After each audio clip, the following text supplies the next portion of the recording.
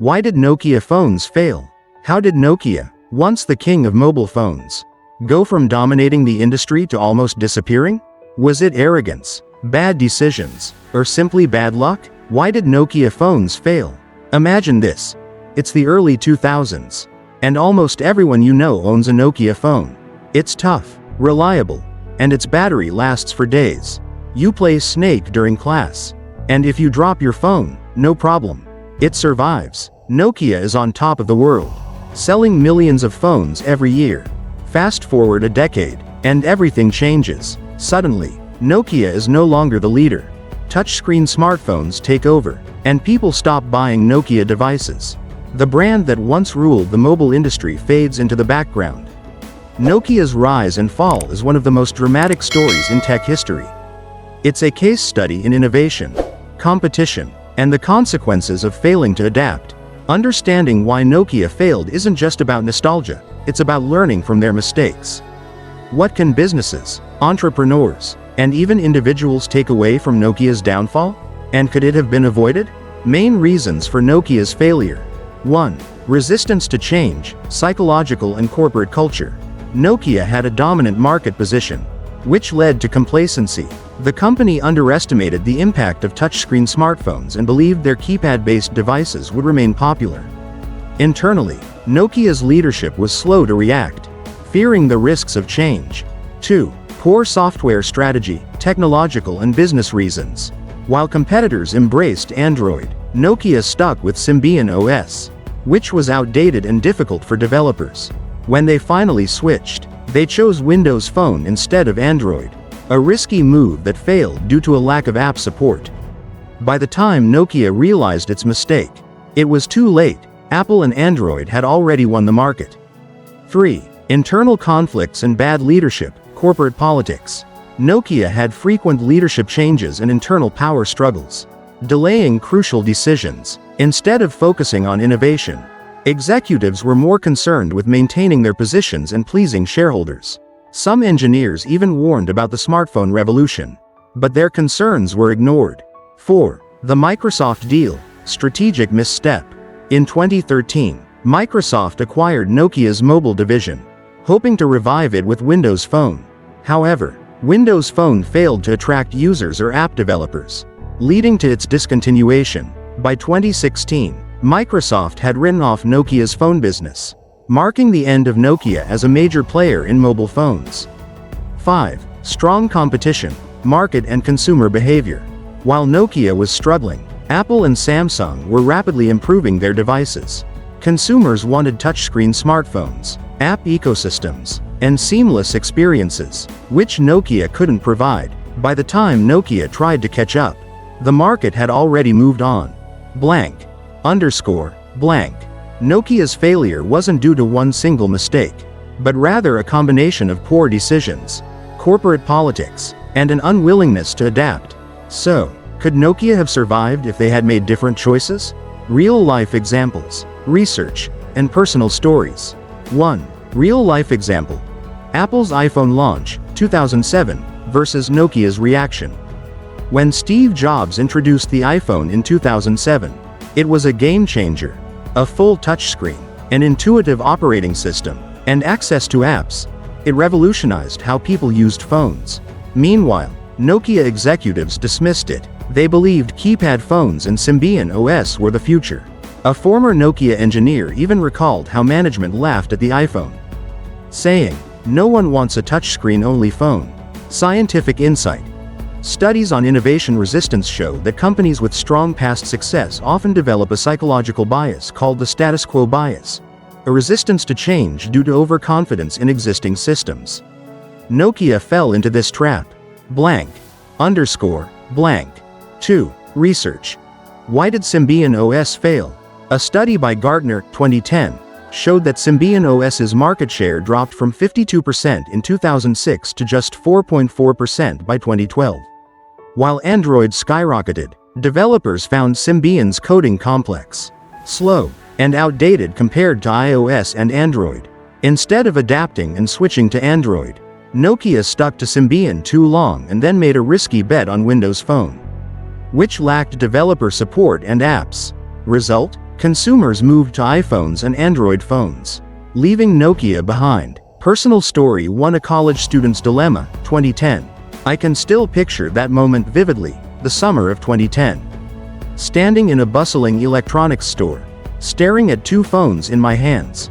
My dad had generously offered to buy me a new phone, and I had narrowed it down to 2 choices: a Nokia smartphone running Symbian OS or a Samsung Galaxy powered by Android.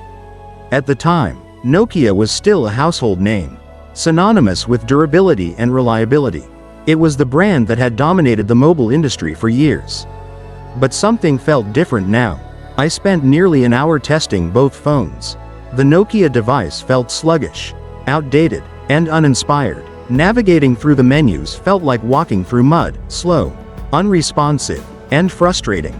The Symbian OS, which had once been cutting edge, now felt clunky compared to the fresh and dynamic interface of Android.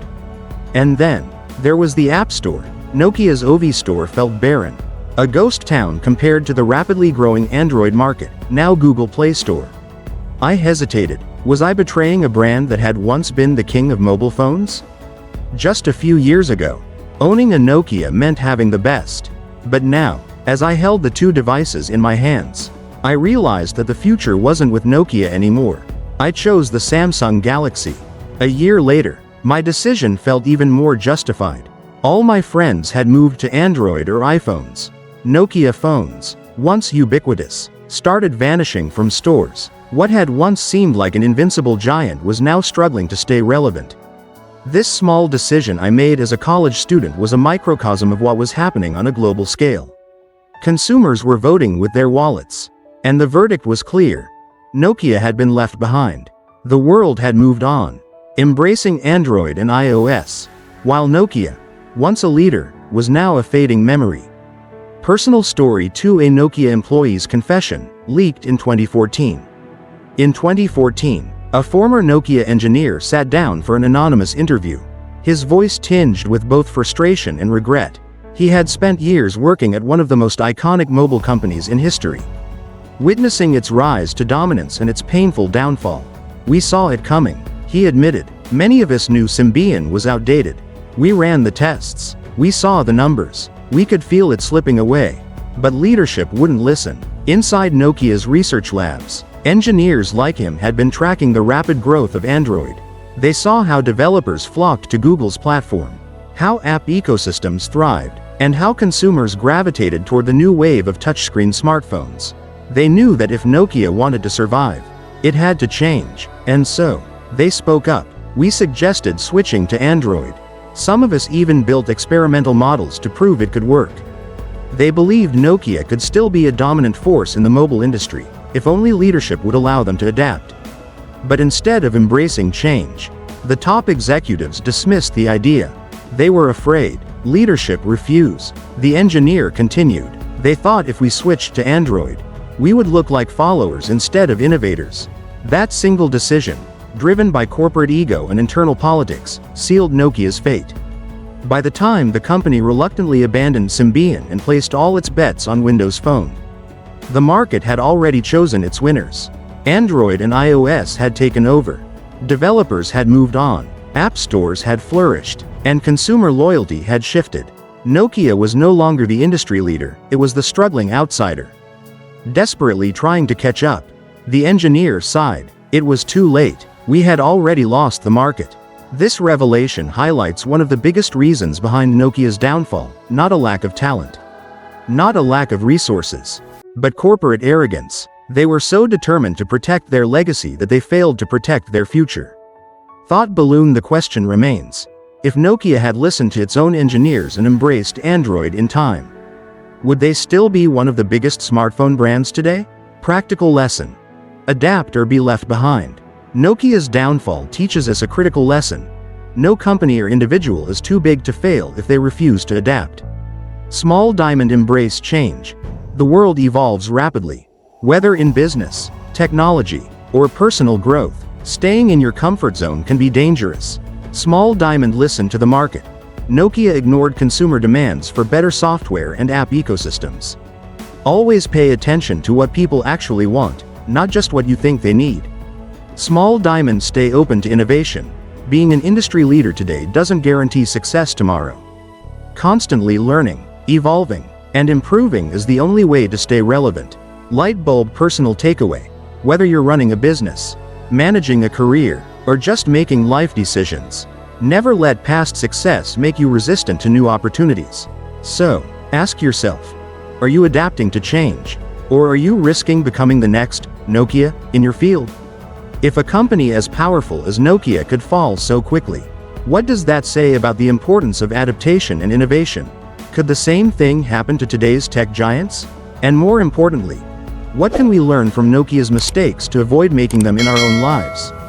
If you found this story interesting and want to see more content like this, don't forget to like, share, and subscribe. Your support helps us bring more deep dives into the biggest successes and failures in tech and business.